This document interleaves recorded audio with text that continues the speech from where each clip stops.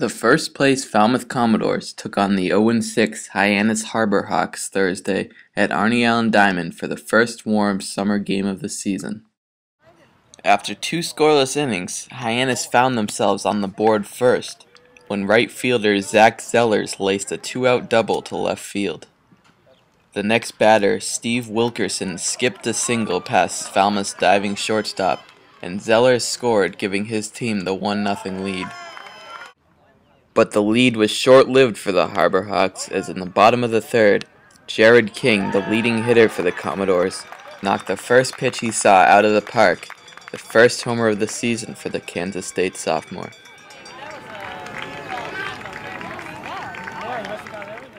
Craig Schlitter out of Bryant University was on the mound for Falmouth, and only gave up that one run in the top of the third, as he finished with a two-hitter through 6 innings.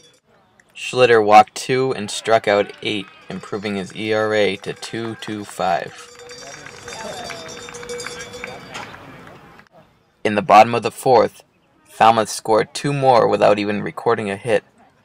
Michael O'Neill was hit by a pitch to lead off the inning, and stole second before Drew Dosh reached on an errant throw by the Hyannis third baseman.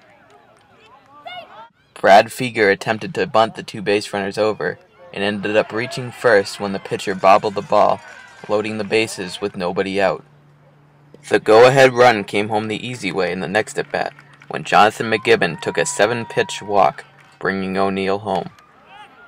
2 batters later, Alex Maldonado out of Holy Cross hit a sac fly to center, allowing Dosh to slide into home safely for the third Commodore run. In the 5th, Falmouth played some small ball, starting off with a long bunt single by left fielder Billy Ferriter, who later advanced to second on a balk. The Commodores then ran a successful hit and run as Michigan's O'Neill beat out an infield single, while in the process, Ferriter made his way from second to home as Falmouth took a 4-1 lead.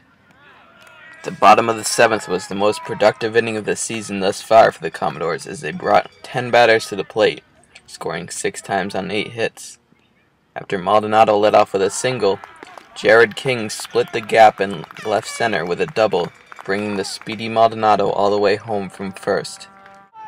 Ferriter then pulled a 1-pitch homer just over the left field fence for his first of the year, putting 2 more on the board for Falmouth. With the bases cleared, O'Neill hit yet another single, his third of the game, after getting just 2 hits in his first 26 at-bats. He stole second for the second steal of the game before Feger singled him home, giving the Commodores a 7-run lead.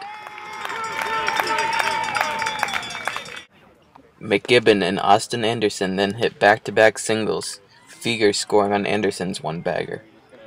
Maldonado capped off the scoring frenzy with an infield dribbling single, which brought home McGibbon to give Falmouth a 10-1 lead.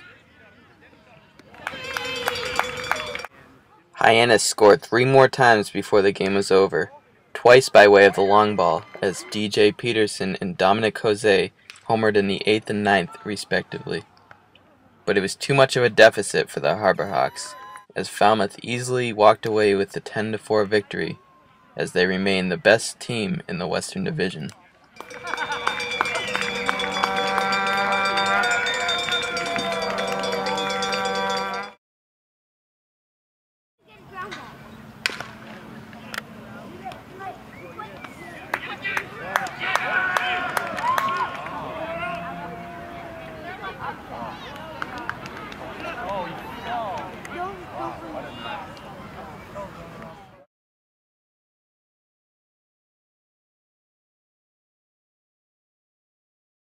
Well, I mean, hitting comes and goes. It really does, and I just think you have to be able to go out each night and try to put a good at-bat, on each time you're in the Baz box. And I think the kids are battling pretty well when they get 2 strikes on them. That's one thing I'm certainly pleased with. And we're getting some big hits. We're getting some timely hitting. So, like I said, it's going to come and go, but certainly I'm pleased with our performance offensively the last few nights.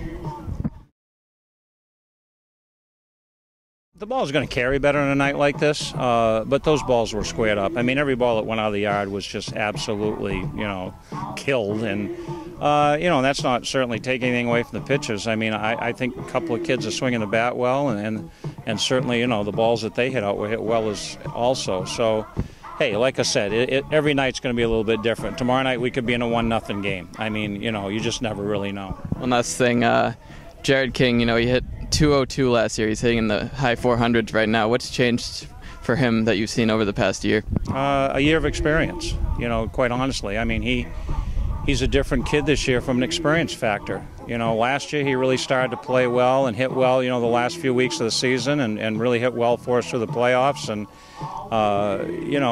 he himself has said that, going back to school, all of a sudden, it didn't seem quite as bad. The pitching didn't seem quite as bad when he went back after facing this all summer long. And so, he's a confident kid right now, and he's getting good at bats and good looks at the ball. And, he's going to have a very, very good summer.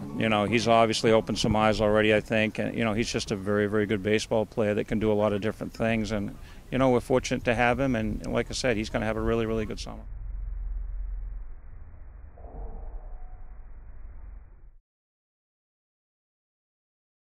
Yeah, offense is feeling good right now. We're getting a lot of runs, giving run support to our pitchers, so it's more comfortable for them to pitch in those situations. So, yeah, everything's clicking right now. It's been good.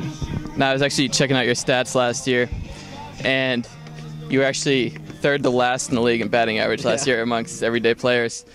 This year, you're hitting in the high 400s. You're second or third in the league. What's changed for you over the past year? Just, taking the experience I had last summer and learning how to deal with things. It's not easy hitting up here, obviously.